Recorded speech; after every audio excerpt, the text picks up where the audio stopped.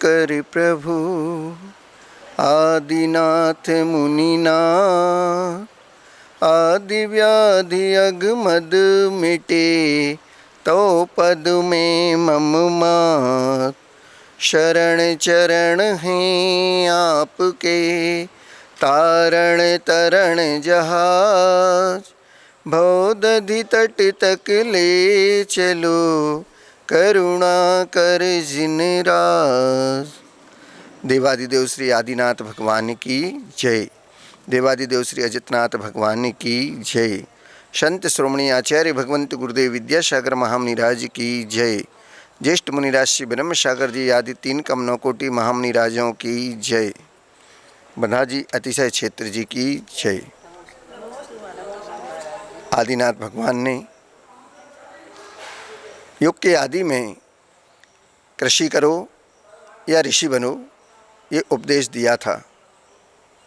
उसके साथ ही उन्होंने 80 मसी कृषि विद्या शिल्प वाणिज्य आदि की षट कर्म करने की शिक्षा दी थी, उपदेश दिया था।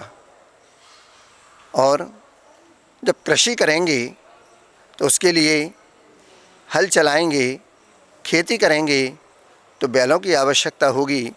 और वो बैल हमें कहाँ से प्राप्त होंगे? तो कहा था कि गायों का, पशुओं का पालन करने से हमें बैलों की समय समय पर प्राप्ति होगी। गायों से बछड़े होंगे, बछड़े से बैल बनेंगे, और बैल बनेंगे तो खेती करेंगे, खेती करेंगे तो अन्न की उपज होगी, धन धान्य से समृद्ध हो गया है देश, और लोगों का भरण पोषण होगा, और पशुओं को भी चारा आदि मिलेगा।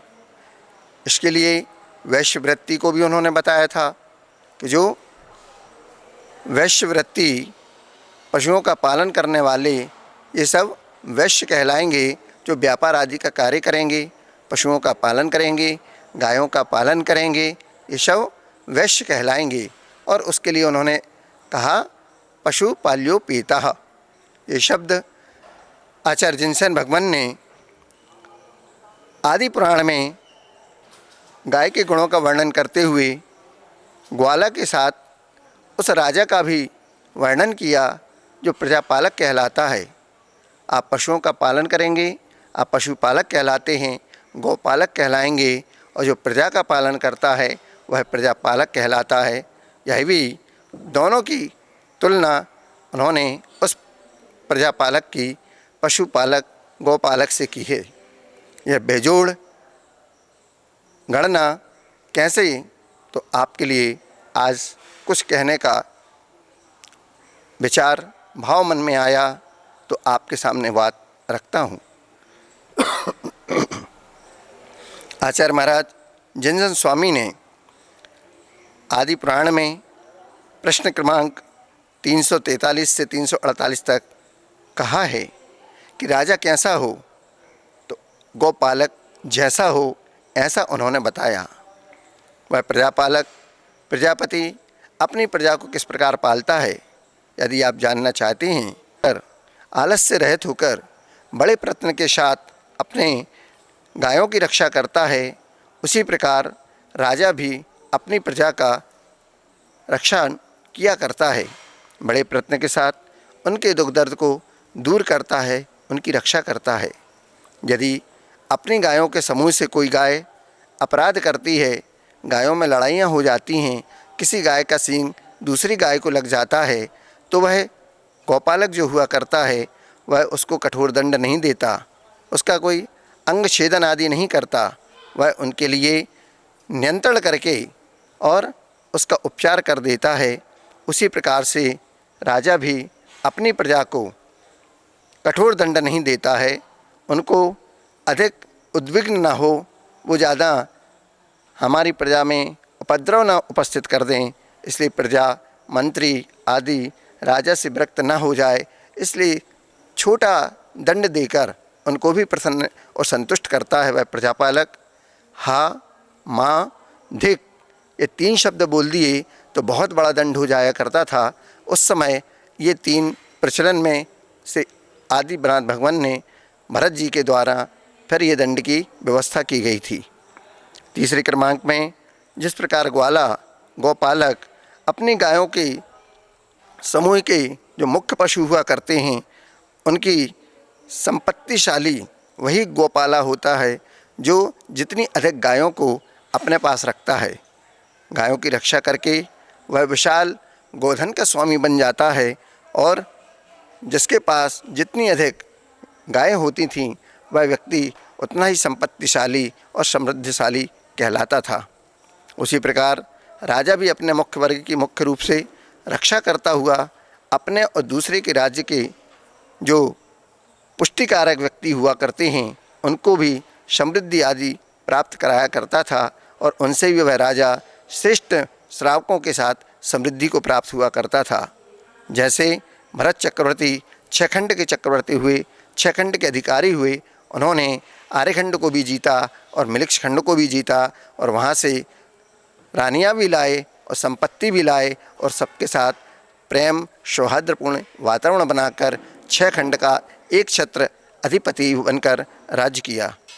ऐसा वह गौपालक, ऐसा वह प्रजापालक, दोनों की आचार्य भगवान ने तुलना की है।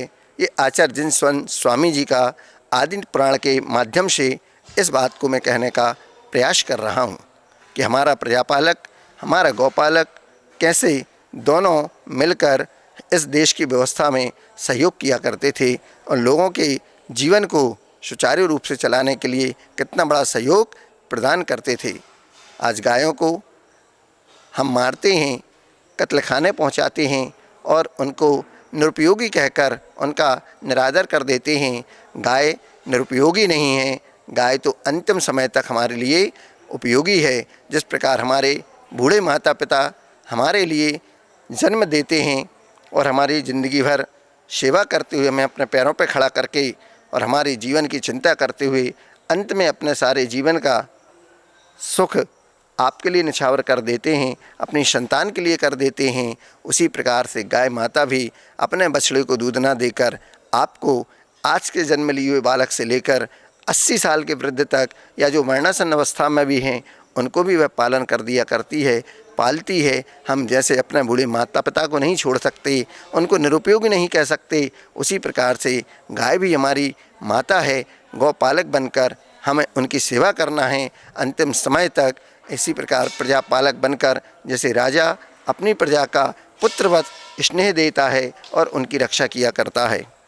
यदि कदाचित प्रमाद से, किसी घटना से, लड़ाई से या किसी गड्ढे में गिरने पर गाय का पैर टूट जाए तो ग्वाला उसको बांध देता है, उसका उपचार करता है, उसकी हड्डी को जोड़ने का और बांध कर रखता है उसके पैर को, ताकि बंधा हुआ वह पैर घाव, पानी आदि समय समय पर देता है और उसके लिए चारा आदि की व्यवस्था करता है, उसके पैर को मजबूत करने का प्रयत्न करता है।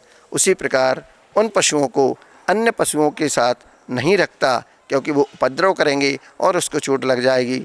उसको उपद्रव में आने पर वह शीघ्र ही और उनका प्रतिकार कर देता है और उस गाय को उस समूह से अलग रखते हुए उसकी सेवा करता है।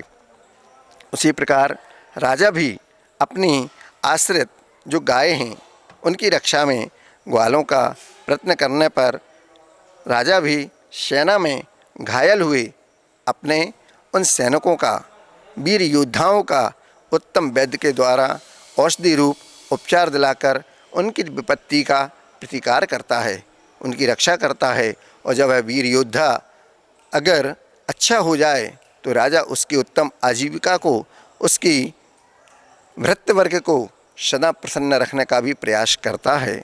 और उसी प्रकार ग्वाला जिस प्रकार गायों की हड्डी टूट जाने पर, उनको विचलित हो जाने पर उनकी हड्डी को वहीं बैठालता हुआ उनकी योग प्रतिकार औषध योग रूप से करता है और उस अवस्था को जिसमें वह घायल हुई उसका प्रतिकार कर देता है, गाय को स्वस्थ करता है।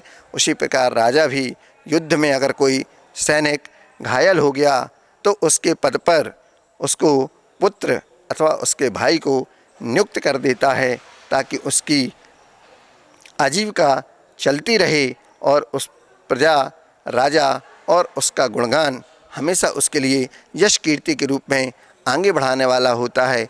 जिस प्रकार राजा किसी भृत्य को उसके वीर सैनिक योद्धाओं को उनके वीर गति को प्राप्त होने पर सम्मान देता है और परिवार में किसी भी प्रकार की विपत्ति नहीं आने देता है, जिससे उस राजा की यश कीर्ति दिग दिगंतर फैल जाती है। आप भी अगर ऐसा चाहते हैं तो आप भी अपने परिवार में, अपने आसपास में, अपने पड़ोसियों के साथ मधुर व्यवहार संभाषण रखिए, उनके लिए भी दुख दर्द में साथ दीजिए, ताकि वो आपके प्रेम के आश्रित होकर आपसे स्नेह भरा प्रेम वात्सल्य प्रीति के साथ अपना जीवन निर्वाह कर सकें। जिस प्रकार ग्वाला संधियों के स्थानों को बैठा देता है, उसमें उनको गायों को स्वस्थ कर देता है, उसी प्रकार से कदाचित गायों के समूह को अगर कोई कीड़ा काट लेता है और जिस प्रकार ग्वाला योग्य औषधि देकर उस गाय को स्वस्थ करता है, उसके रोग का प्रतिकार कर देता है, उसी प्रकार राजा भी अपनी प्रजा को, अपने सेवकों को, जो भी दरिद्र अथवा खेत खिन्न हो जाते हैं, उनके चित्त को संतुष्ट कर देता है। अपने सेवक को कभी भी अलग नहीं करता है, अपमान नहीं करें, उसको जीविका का साधन दें और उसकी आजीविका चलता रहे, इसलिए उसका पुरुषार्थ का प्रयोग करें और उनके लिए आजीविका का साधन देकर उनके स्वाभिमान की जिंदगी बसर करने के लिए उनके लिए योग्य आप उपचार, योग्य औषधि और योग्य कार्य आप उनके लिए नियुक्त करें, ताकि वो अपने उस पुरुषार्थ का समीचीन उपयोग कर सकें। जिस प्रकार ग्वाला अपने पशुओं के झुंड में से किसी बड़े बैल को अधिक भार धारण कराने के लिए समर्थ जानकर, क्योंकि बछड़ा जब बड़ा हो जाता है तो बैल बन जाता है और वही बैल आगे खेती के कार्य में काम आता है, तो जब शरीर की पुष्टि के लिए उसके नस्य कर्म आदि करता है, अर्थात उसकी नाक में नकेल डालता है, तेल भी डालता है, खली आदि खिलाता है, उसी प्रकार से चतुर राजा भी अपनी सेना में किसी योद्धा के अत्यंत उत्तम जानकर उसे अच्छी आजीविका देकर उसको सम्मानित करता है। राजा अपना पराक्रम प्रकट करने वाले वीर पुरुष को उसके योग्य सत् कार्यों को संतुष्ट करता है और वह राजा का साथ नहीं छोड़ता। ऐसा वह वीर योद्धा हमेशा अपने राजा के साथ परछाई की तरह रहा करता है। जिस प्रकार ग्वाला पशुओं के समूह को कांटे और पत्थरों से रहित, अर्थात गर्मी आदि की बाधा से संतुष्ट शून्य वन में घुमाता हुआ बड़े प्रयत्न से उनका पोषण पालन करता है, उसी प्रकार राजा भी अपने सेवक को किसी उपद्रवहीन स्थान में रखकर उनकी रक्षा करता है, उपद्रव आदि उपस्थित नहीं होने देता है। और यदि वह ऐसा नहीं करेगा तो राज्य आदि का परिवर्तन होने पर भी चोर डाकू अथवा समीपवर्ती अन्य राजा उसकी सेवक को पीड़ा देने लगेंगे और फिर राजा को चाहिए कि ऐसे चोर डाकू आदि की आजीविका जबरन नष्ट कर दें, क्योंकि कांटों को दूर कर देने से ही प्रजा का कल्याण हुआ करता है। अगर कांटे रहेंगे तो कभी भी प्रजा उन चोर डाकुओं के भय से अपना उत्थान और अपना विकास नहीं कर पाएगी। इसलिए प्रजापालक राजा कहलाता है कि अपने पुत्रवत स्नेह के कारण जिस प्रकार माता पिता अपने पुत्र को, अपने बच्चों को कोई परेशानी पीड़ा नहीं आने देते और उनका बीमारियों का प्रतिकार कर देते हैं, उसी प्रकार से ग्वाला भी उन गायों की सेवा शुश्रूषा करता है और राजा भी अपनी प्रजा का उसी प्रकार से पालन पोषण किया करता है। जिस प्रकार ग्वाला हाल के उत्तम जन्म लिए बच्चे को एक दिन तक माता के पास उसके साथ रखता है, दूसरे दिन दया बुद्धि से मुक्त होकर उसके पैर में रस्सी बांध देता है और उसकी जरायु आदि नदी में या बड़े यत्न से दूर करके उसको कीड़े आदि न लगें उसकी शंका रहती है तो उनको उससे दूर कर देता है, उनका प्रतिकार करता है और दूध पिलाता है। और गायों का शेष दूध बछड़े के पीने के बाद जो शेष रह जाता है उसके लिए वह दुह लेता है और उसको प्रतिदिन बढ़ाता है। दूध दुहने के बाद फिर वह आपके लिए दूध का प्रबंध कर देता है ताकि आप भी उस दूध को लेकर अपने जीवन को आगे बढ़ा सकें। राजा भी अपनी आजीविका की, अपनी सेवा करने के लिए आए हुए सेवक के लिए उसके योग्य आदर सम्मान स्वीकृत करता है, और जिन्हें स्वीकृत कर लिया गया तथा जो अपने लिए सारी बाधाएं और क्लेश सहन करते हैं, ऐसे सेवकों को समय समय पर प्रशस्त आजीविका आदि पारितोषिक देकर उनकी कुशल क्षेम का आदि जो वस्तु उनके पास नहीं है वह उन्हें दे देता है, और जो वस्तु उनके पास है उनकी रक्षा करता है। ऐसा वह राजा प्रजापालक कहलाता है। जिस प्रकार शकुन आदि के करने पर तत्पर रहने वाला ग्वाला जब पशुओं को खरीदने के लिए किसी व्यक्ति के लिए नियुक्त करता है, उसका दूध आदि देख लेना, उसकी परीक्षण कर लेना, सभी गुणी पशुओं को खरीदने के लिए वह तैयार हो जाता है, उसी प्रकार राजा भी परीक्षण करते हुए उच्च कुलीन पुत्रों को वह खरीदता अर्थात उसकी आजीविका का प्रबंध किया करता है, और राज्य में उनको सेवकों को उनकी सेवाओं को स्वीकार करता है, योग्य कार्य में लगा देता है, और उसके साथ साथ उन्हीं सेवकों के द्वारा अपनी राज्य का विस्तार किया करता है। राजा ही अगर अच्छे सेवक अच्छे मंत्री उसके पास हैं तो हमेशा उसके विस्तार को, उसके राज्य को बढ़ाने के लिए सब तत्पर रहते हैं। आप भी ऐसा करें, आप भी परिवार में संतुष्टि को प्राप्त हों, उनके भले के लिए आप सारे कार्य करते हैं, सत्संतान की प्राप्ति भी हुआ करती है, बच्चे भी आपके पास रहते हैं, पर सत संस्कार के अभाव में आपके बच्चे आपसे दूर हो जाते हैं। कारण आप खोजिएगा, मात्र एक ही समझ में आता है कि हमने बच्चों को सत्संस्कार नहीं दिए। आज पाश्चात्य सभ्यता, पाश्चात्य शिक्षा और पाश्चात्य संस्कृति उन पर इतनी अधिक हावी हो चुकी है कि आज वर्तमान में भारतीय देश की सभ्यता और भारतीय देश की संस्कृति समझ से परे हो जाती है। उनको आज उचित ऊपर की शिक्षा, उच्च शिक्षा और केवल एक ही भूत सबके सर पर सवार है कि हमको पढ़ाई करके और नौकरी करना है, अपने पैरों पर खड़े होना। नौकरी जो नौकर बना के रखती है उसका नाम है नौकरी, जो आपको कभी भी भूख से मरने नहीं देगी, लेकिन मालिक भी कभी बनने नहीं देगी, इसका नाम है नौकरी। आपको भूख लगती है, भोजन भी मिलेगा, लेकिन वेतन पेमेंट आपको उतना ही मिलेगा कि आप केवल खा सकते हैं, बचा नहीं सकते हैं। कंपनी में एम्प्लॉइज़ हैं, लेकिन आप कभी उस कंपनी के मालिक नहीं हो सकते हैं। यही नौकरी का सही अर्थ है कि आपको भूख से कभी मरने नहीं दिया जाएगा और मालिक कभी आपको बनने नहीं दिया जाएगा। इसका नाम है नौकरी। प्रजापालक और गौपालक दोनों मिलकर इस देश की संरचना और लोगों के विकास में सहयोगी बनते हैं, राज्य का विस्तार करते हैं, प्रजा सुखी रहती है तो राजा का यशगान दसों दिशाओं में हुआ करता है। उसी प्रकार से गौपालक बनकर भी हम गायों की सेवा करके और व्यक्तियों के जीवन में सुख समृद्धि ऐश्वर्य भर सकते हैं। उनके लिए हम अपना जीवन भी अर्पण कर दें तो कम है। शेष अल्प विराम करता हुआ अपनी वाणी को विराम देता हूँ। शेष अगले नए एपिसोड में आपके साथ पुनः इस गौपालक और प्रजापालक का कुछ वार्ता करने का प्रयास करूँगा। आज के लिए इतना ही। अभी शब्दों को विराम देते हुए अल्प विराम करता हूँ। शेष अगला भाग दूसरे दिन देने का प्रयास करूँगा। तब तक के लिए अहिंसा परमो धर्म की जय।